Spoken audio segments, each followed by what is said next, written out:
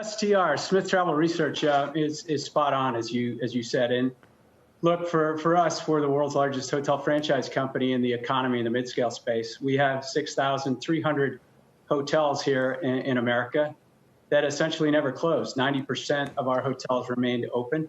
We hit the bottom on the second week of April, and it has now been, as STR reports, 8 consecutive weeks of rising occupancy. The week just ended June 6th. Economy occupancy was well over 50%, and mid-scale occupancy for America's mid-scale hotels in the select service space was over 40%. So demand is coming back. People are traveling again.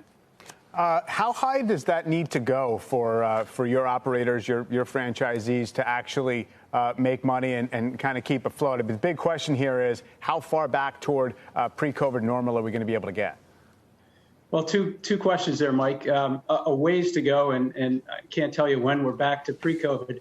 But our select service franchise operators are, and these are small mom and pop, small business owners, are generally able to break even between 30 and 40% occupancy. And with the numbers Sarah just quoted from Smith Travel, they're already there, and they've been immensely helped by all the actions that the brands have been taking, that their banks have been helping them with, because these are owners that have relationships with their local lending institutions, and most importantly, the support that the federal government has provided.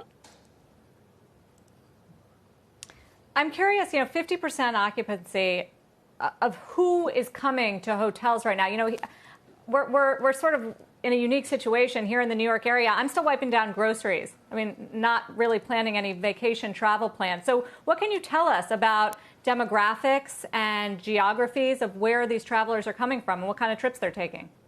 Sure. Well, as I said, as we've remained open, 70% of our business is leisure, 30% is the business traveler.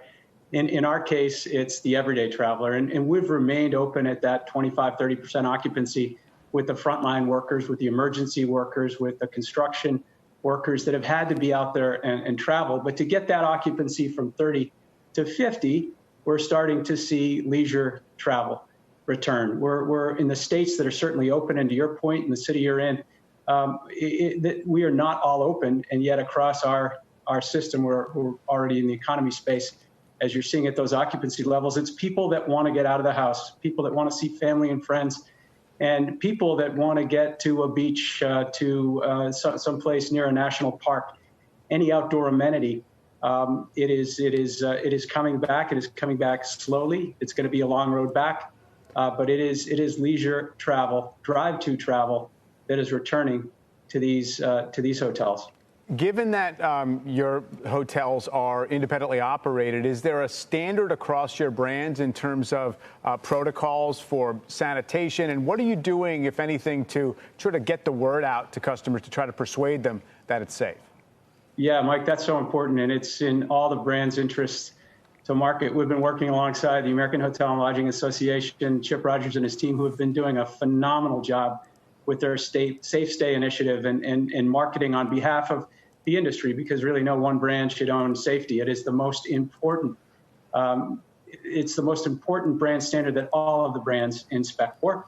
So we're certainly supporting the industry efforts, and each brand, as we are getting the word out through all of our digital marketing that these hotels that have remained open, serving these frontline leaders that have felt safe, that it is safe to travel, given all of the new cleaning protocols, all the social distancing, all the new brand standards, using hospital-grade disinfectants that are really very visible from the moment you check in throughout your stay, that our guests are feeling it's okay to begin to drive to and vacation again.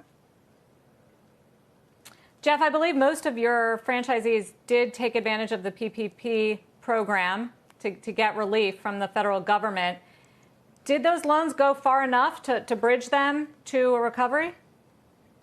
Look, to recovery, the franchise needs support today, tomorrow, and well into the future. But the PPP loans were a very important bridge, providing immediate liquidity and really hope for our nation's small business owners.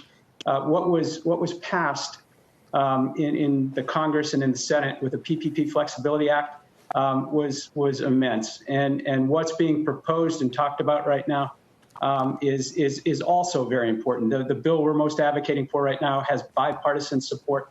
It is Senator Bennett and Young's bill to really jumpstart the hardest hit. But PPP was a real lifesaver. And the American Hotel and Lodging Association, which has surveyed these small business owners, found that 95% of them applied for either a PPP or an economic injury disaster loan, and that 80% of those 95% that applied received one of the two. So very important. There's still $135 billion left in the PPP fund. Secretary Mnuchin has been working alongside of us, and we're finding an administration and a Congress that's listening to this industry and working with the HNLA and the Asian American Hotel Owners Association to provide these small business owners with the support they need to weather the storm. It is going to be a long road back to Mike's question, pre-COVID levels. Well, we appreciate the update, Geoff. Thanks for joining us today. Thanks for having us on. Geoff Ballotti of Wyndham.